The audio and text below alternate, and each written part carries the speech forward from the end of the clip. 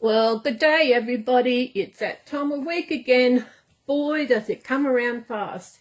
And this week I have my two Lizzie kids, which I've got Maddie and Hannah, and of course I've got Garfield in the middle, and I've got my little angel up the back. Now, this story is from the same book I've been reading for the last few weeks, and this story this week is called The Sorcerers Apprentice. Oh, we've got some witching movie. What are you looking at, little one? Hey? Okay, The Sorcerers Apprentice. Once upon a time, a young boy called Franz went to work as an apprentice for a sorcerer. The sorcerer lived in a castle overlooking the little village where Franz lived with his family. It was considered a great honour to help and learn from such a clever and powerful man. Franz was excited about learning how to do magic. But when he arrived on his first day, he was given a long list of chores to do around the castle: cleaning, tidying up, and fetching water from the well. Franz was not happy. "It's not fair," he muttered to himself. "I didn't come here to be his servant. When will I get to do some magic?" The sorcerer was a busy man. Each morning he would tell his apprentice what chores needed to be done that day. He would then disappear into his workshop in the castle or journey out to one of the surrounding villages in the area, leaving Franz alone. Occasionally, as Franz went about the castle doing his chores, he would catch a glimpse of the great sorcerer looking through pages of large leather-bound book. The pages of this book were filled with beautiful illustrations and the words of the sorcerer's magic spells. Franz longed to have a look in the book himself, but the sorcerer kept it locked in a wooden cabinet in his workshop. Several months later, fed up with doing chores all day, Franz decided he would sneak a look in the sorcerer's special spell book when the old man was gone. As the sorcerer got ready to leave the castle that day, he called out to Franz. "Boy, I need you to scrub the floor of the great hall for me," he said. "You will need to fetch the water from the well with this bucket and carry it to the big stone container in the hall." Franz rolled his eyes behind the sorcerer's back. "Of course," he mumbled. "When the container is full of water," continued the sorcerer, "take the broom and give the floor a good scrub. I want to see it shining when I get back this afternoon."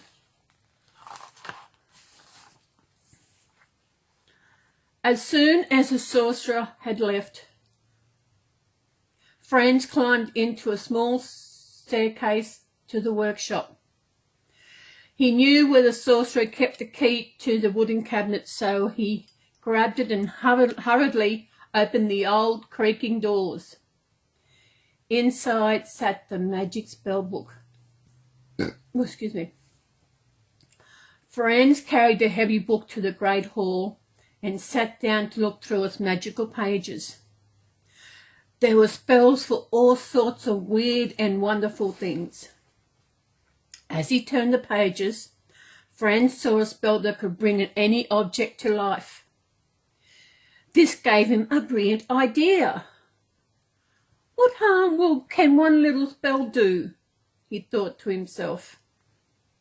Grinning, Franz rushed to fetch the broom and the bucket. He placed the broom on the floor, sat back down at his desk, and slowly chanted the words of the magic spell. He couldn't wait to see the broom clean the great hall by itself. At first, nothing happened. Franz was just about to try the spell again when suddenly the broom sprouted little arms and leaped up from the floor. Franz was so surprised he nearly fell off his chair. This was amazing. He was doing magic. "Broom," he commanded, "take the bucket to the well and fetch water to fill the container." The broom marched off to the well and started carrying the bucket backwards and forwards between the well and the container in the big great hall. Franz couldn't believe his eyes, laughing as the little broom continued to bring water, and he cried, "I am the master and you must obey me." Oh, this guy's having fun with this magic. After a while, Franz noticed the container was overflowing and the water was running all over the floor. "Stop, little broom," he shouted. But the broom carried on fetching water. Flipping through the pages of the magic book, Franz tried desperately to find a spell to make the broom stop. But the broom kept going. By now the water was all over the floor.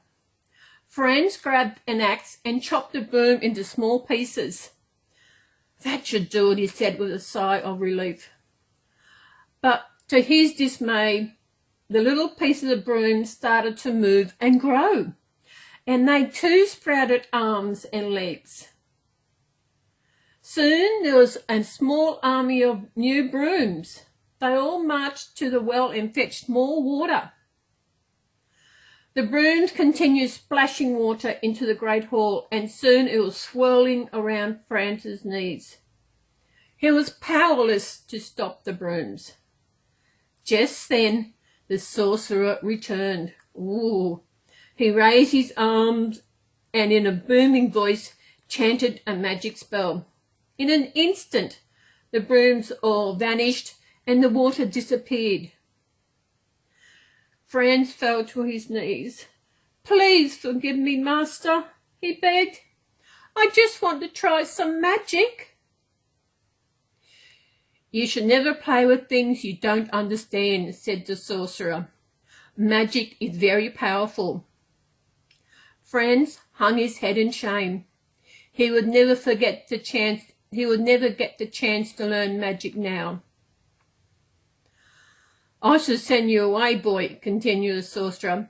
He could see that Franz was very sorry, and he hesitated. "I suppose you can stay. You still have much training to complete."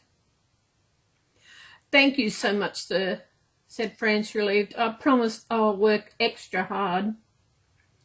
"Well," said the sorcerer, "you can start by cleaning this floor the old-fashioned way." Oh, I think that little boy learnt his lesson. Magic can be powerful. Look at all the brooms. Look at them all. That's all out of one broom. I do remember this story. There was a movie made of it, if I remember rightly. I'm pretty sure. Oh, excuse me. Oh, I hope you enjoyed that story. Magic. Would you like to be able to do magic? You know, make little spells, you could do little things. I tell you, I think I would like to learn a bit of magic. Now, what could I learn to do? Wash up, make my bed. What else could we do with magic, kids? What else could we do? We could find something to do, couldn't we? Yeah. What can we do? Oh, be Samantha. And Mummy could wiggle her nose and do things, wiggle her nose. She can always do it. Do the washing up, make the bed, clean up. What do you reckon? Wouldn't that be good? Garfield's not looking. Garfield. Garfield. Oh, he's sitting very patiently. I think he's enjoyed today's story. I hope you have enjoyed today's story. And next week is an old one. I know the next one. Next one is a really good one. So I hope you enjoyed that, and I will see you in our next video, which will be tomorrow for Sunday Chat. And I hope you all enjoyed this little story today, this little video. I hope wherever you are in this beautiful world of ours that you are having a good time, you are staying safe and taking care of yourself. And I will see you tomorrow. So everybody, love to you all, to your babies, and we will see you tomorrow. So everybody, bye-bye. Bye-bye from Maddie. If you remember, Maddie is my first Stephanie baby. So I've had her a couple of years. I had Hannah first. I'll talk about it tomorrow. There's Hannah and Garfi and my little baby. So we will see you all tomorrow. And everybody take care and have a great day. And just have a good time. Okay? So everybody, bye.